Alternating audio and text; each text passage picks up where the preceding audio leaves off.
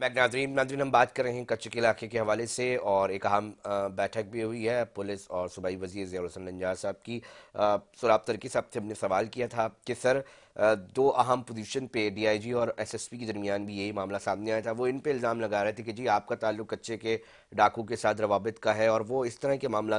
तो सर ये क्या मैसेज गया सर? अभी भी बहुत सारी चीज़ें हॉरिबल इतलात आ रही होती हैं, तो ये मुकम्मल तौर पे रोकी जाए और वहाँ के जो मुकामी ताजर हैं वो सुख का सांस ले सके। सर ये सिंपल सी अपील की जा रही है वहाँ के मुकामियों की जानिब से।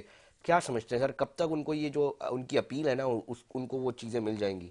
सर की साहब हमारे मिनिस्टर साहब वहाँ पर पहुंचे हुए हैं लाड़काना में। हेलो जी जी सुराब साहब। आज उन्होंने मुलाकातें भी की हैं और बाकी जो मुलाकातें की हैं इंशाल्लाह ताला उनको रिलीफ मिलेगा। बहुत सारे मसले मसाइल हैं सर, अमन अमान की सूरत हाल ख़राब होने के। आपको भी पता है कि हमारे इलाकों में ख़ास तौर पर जो फसल हुए हैं वो तकरीबन जो है 45% 50% कम हुए। इस मरतबा रेट भी उनके कम हुए और बहुत ज़्यादा गुर्बत भी है। तो ये मसले अपनी जगह पर हैं। अच्छा इनको सुराब भी साहब, ज़रूर इसके अंदर महंगाई मैं भी। एक और चीज़ भी जानना चाहूँगा कि इसके अंदर जो कबीलों के दरमियान की जो लड़ाइयाँ हैं उसका कितना दखल होता है? जाहिर है उसका भी जरूर होता है सर। उसमें भी जो है ना सूरत हाल जो होती है वो जब आपस में ट्राइबल क्लैश होते हैं तो वो अपनी ज़मीनें आबाद नहीं कर पाते हैं, वहाँ नहीं जाते हैं। तो जाहिर है वो भी इंसान है। वो जब आकर घर बैठ जाते हैं तो कुछ नहीं करते हैं, कोई मजदूरी वगैरह, तो फिर वो भी क्राइम करते हैं। उसका भी बहुत बड़ा अमल दखल है। दूसरा ये मैं आपको बताया कि हमारे जकाबाद छुल के अंदर यहाँ पर हालात काफ़ी बेहतर हुआ करते थे क्योंकि कच्चे में ऑपरेशन हुआ है।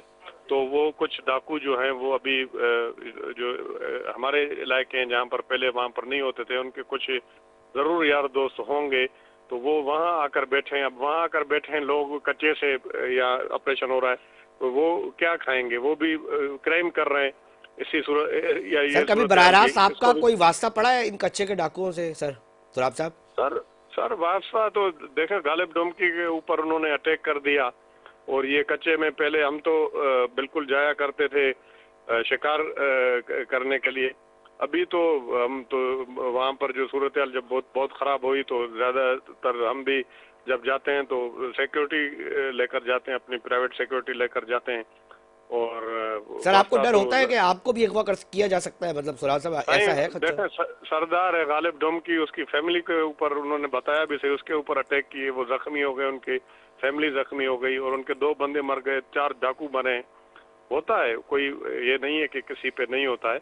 लेकिन ये है कि अभी इंशाल्लाह ताला जिस तरह आगे काम चल रहा है मेरे ख्याल में इसी तरीके से काम बेहतरी आगे की गुंजाइश चला है। तो बहुत शुक्रिया 3 सुराब महीने। सर की साहब, आप अपना मौक़िफ़ दे रहे थे। आमिर सिद्दीकी साहब चंद सेकंड्स रह गए हैं, मुझे बताइएगा मुतमईन है सुराब सर की साहब से? वो कह रहे हैं जी सिंध की अमन अमान की सूरत हाल इंशाअल्लाह पहले से कम हुई है और आगे जाके बहुत कम हो जाएगी।